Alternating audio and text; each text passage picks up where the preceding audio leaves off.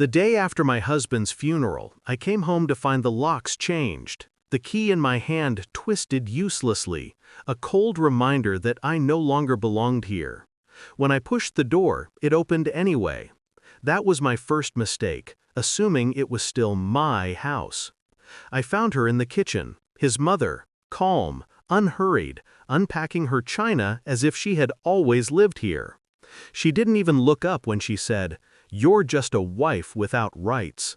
This house belongs to family now." I didn't argue. I didn't cry. I just stared at her, then smiled. Because they had forgotten something crucial. When I first met Daniel, his mother pretended to like me. She hugged me with stiff arms, kissed the air near my cheek, and whispered, "You'll take care of my boy." I did, through late nights when his business failed, through hospital visits when stress cracked him open, through every betrayal he thought I didn't notice. He wasn't a faithful man. I knew that long before the end. But loyalty, in my mind, was never about him. It was about me, about my promise to myself that when the time came, I would never be the victim. The first sign was his phone, face down, locked, with a password he had never used before. The second was money, disappearing in neat, round numbers. The third was his mother's sudden presence. Visits stretching into nights, her whispers behind doors shutting just as I entered. I wasn't stupid. They thought grief would blind me, that love would soften me. But I had learned to watch in silence. And silence gave me clarity. 2 weeks before his accident, I found the papers. A transfer deed. The house, my house, quietly signed over to his mother. His signature, shaky, but there. No mention of me. I felt the burn of betrayal. Not from him, he was weak, predictable. But from her. The woman who smiled at my wedding, who blessed me like a daughter, while plotting to erase me from the moment I lost him. I didn't rage, I didn't throw things or scream into pillows. Instead, I wrote lists, accounts, assets, documents, everything Daniel had ever left in my care. Because while his mother was busy clawing at walls and bricks, I held something far greater, his debts.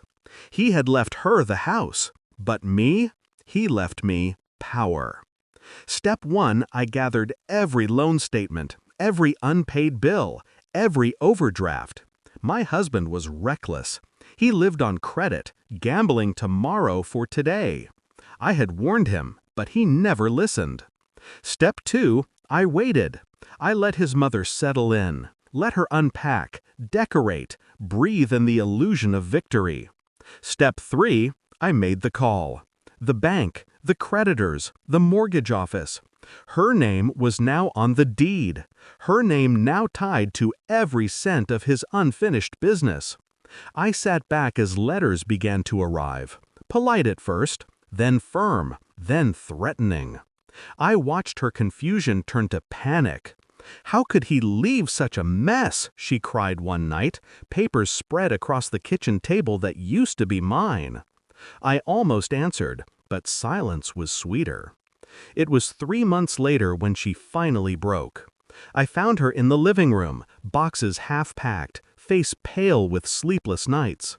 "This house is poisoned," she whispered, almost to herself. "Nothing but debt. I can't stay here." That's when I stepped forward, slow, deliberate. "You're right," I said. "You should leave." She looked at me then, really looked at me. For the first time, I saw recognition, the dawning realization that I had known, that I had planned this from the start. "You knew?" she hissed. "I smiled that day for a reason," I told her, "because you thought you won. But this house was never yours. It was never his. It was mine, because I knew how to hold it, even without paper. You have walls. I have freedom. You have debt. I have none." Her lips trembled. She wanted to curse me, spit at me, claw at me, but she couldn't, because she was already buried under the weight of her own greed. I turned and walked out, the sound of her sobbing echoing behind me. I live in a smaller place now. Not as grand, not as heavy with memories, but it is mine, paid in full, untouched by anyone's hand but mine. Sometimes I pass the old house. The windows are dark, the grass overgrown. A for sale sign rots in the yard, swinging in the wind. I imagine her inside, still counting debts, still cursing his name, still wondering how it all slipped through her fingers. And I smile. Because the truth is simple. They buried him, but I buried her. Not with dirt, with silence, patience, and the weight of her own ambition. That was the day I stopped being just a wife. That was the day I became untouchable.